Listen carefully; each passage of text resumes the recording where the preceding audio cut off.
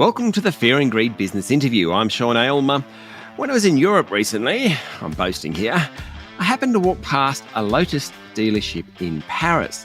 Now, parked out the front of the dealership were 5 bright yellow Lotus electric vehicles. Everybody was taking photos of them, including me. Fantastic marketing for Lotus, just having these 5 vehicles out the front. It got me thinking about high-end EVs. We hear a lot about Teslas, obviously, and they're high-end. Also, Chinese automaker BYD, it's becoming more prominent.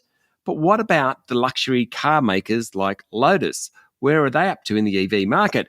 Whenever we have a car-related question, there's only one person we ask. Trent Nikolic is the Managing Director of drive.com.au. Trent, welcome back to Fear and Greed.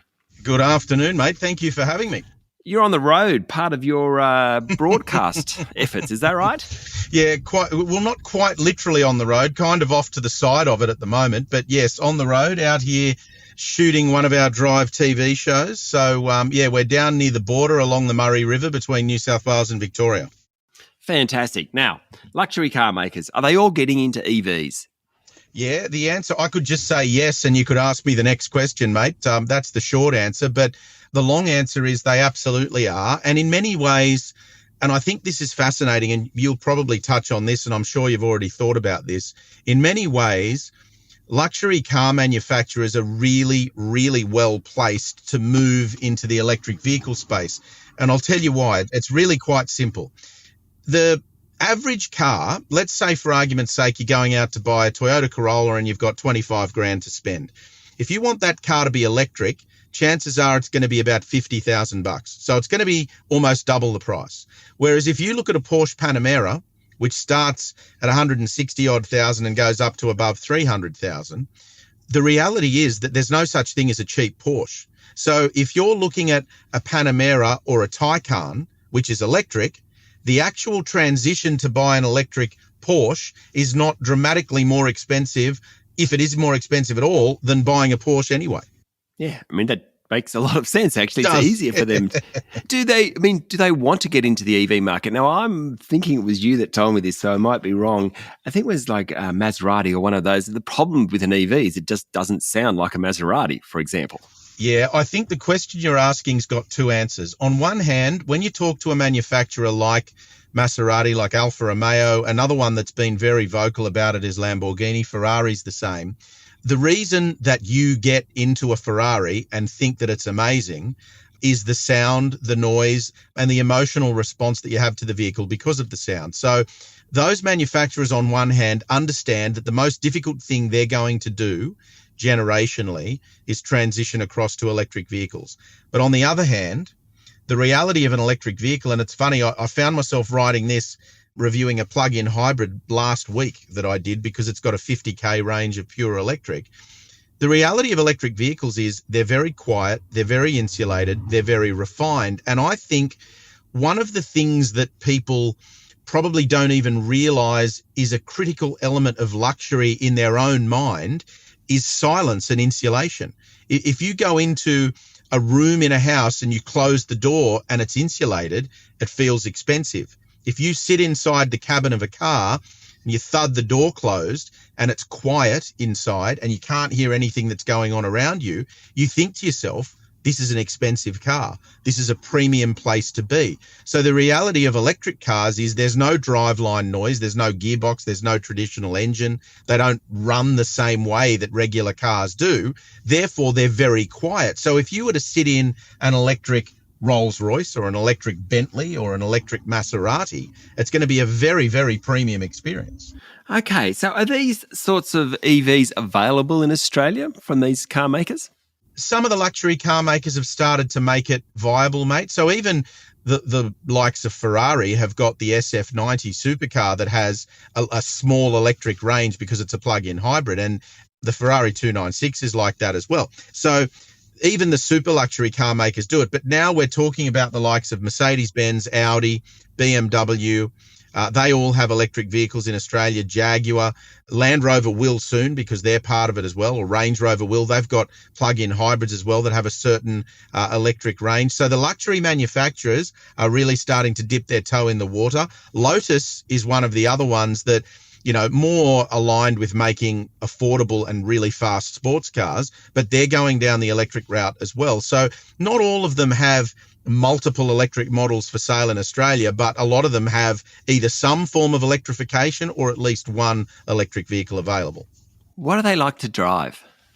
Sensational. And this is the other thing. In a word. Exactly, yeah. I'll probably expand on that. One word answers are pretty boring, aren't they? But look, in a word, yeah, sensational. And it's funny that you mentioned Lotus in your intro there, because the reality is that a vehicle like a Lotus, when you get in a Lotus sports car, whether you're driving it on the road or one of their track days, what you're looking for is response, pace, a car that's quick around a racetrack and that does it seemingly easily.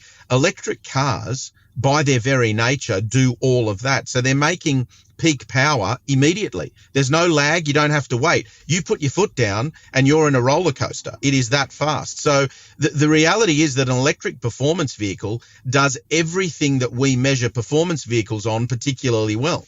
Wow. I want to drive one, Trent. I want. So I will get there, I'm sure, but I'll probably be part of the masses that will adopt EVs, at some point in the next 5 years when I buy a new car. What still worries me is about the infrastructure challenge in Australia, though. It still worries me that it takes a long time to charge the car. How close are we to getting past those issues? Yeah, okay. So the first point you made there is right. I think the majority of us aren't going to be out there spending $300,000, $400,000, $500,000 on a really fast premium electric vehicle. But one of the things I do say all the time, mate, is that even a slow electric vehicle is fast in traditional terms. So a slow electric vehicle might be 6 or 7 seconds, 0 to 100. That is quick. 10 years ago, that was supercar fast, right? So your other point for me has been the issue from the outset. I've said a number of times at Drive and in reviews that I think it's nonsense that the government is trying to incentivize the purchase of these electric vehicles that already have waiting lists and that people seemingly want in greater numbers than we can supply. I've always said that the government should have been spending that money on infrastructure. Now, as someone who, and I say this through gritted teeth, has had the privilege of driving all over the countryside in electric vehicles for the Drive TV show that we do, I can tell you that the infrastructure is not even remotely anywhere near it where it needs to be for you, me, or anybody else to easily leave the city with an electric vehicle. Stay with me, Trent. We'll be back in a minute.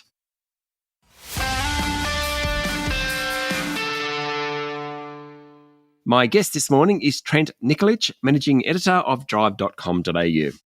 Okay, while I've got you, Trent, there's also been a big push by ultra-luxury brands into the SUV market. When I'm not talking electric vehicles here, SUVs, Lamborghini, Ferrari, they're now making SUVs. I know you've recently test-driven the new Maserati SUV. What are they like? It's, what's funny for me, and I remind people of this all the time. We had an interview with one of the, actually, I think it was the boss of Ferrari at the time, about SUVs, because there'd been rumours that Ferrari was going to build one. And he said to us, basically, quote unquote, I'll be dead before Ferrari builds an SUV. Lo and behold, he's very much alive and Ferrari's building an SUV. And the next time that we saw him, I said, pretty sure you told us you'd be dead before they'd build an SUV, and I'm pretty sure you're still alive. Look, in many ways, I reckon probably the BMW X5 was the first SUV in a modern sense that drove and felt more like a car. So I think you could say that BMW probably created the segment. I think the standard setter so far has been the Porsche Macan. So the Porsche Cayenne is the larger SUV, but the Porsche Macan, being smaller, is a lot faster, more nimble, drives more like a car. As you mentioned, I recently test drove the Maserati Grecale Trofeo, which is their fastest version of their medium SUV.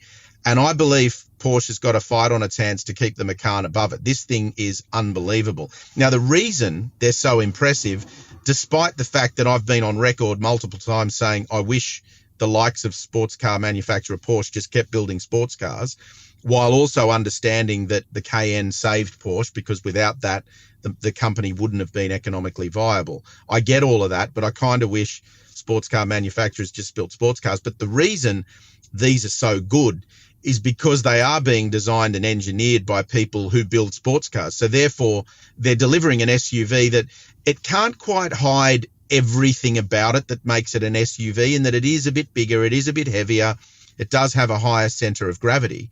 But if I was to take you out on a couple of hot laps of a racetrack with that Maserati Grecale or Porsche Macan, you would be gobsmacked by how fast they are and how capable they are and easy they are to be driven quickly, given they're something that we would just drive to and from work in the city.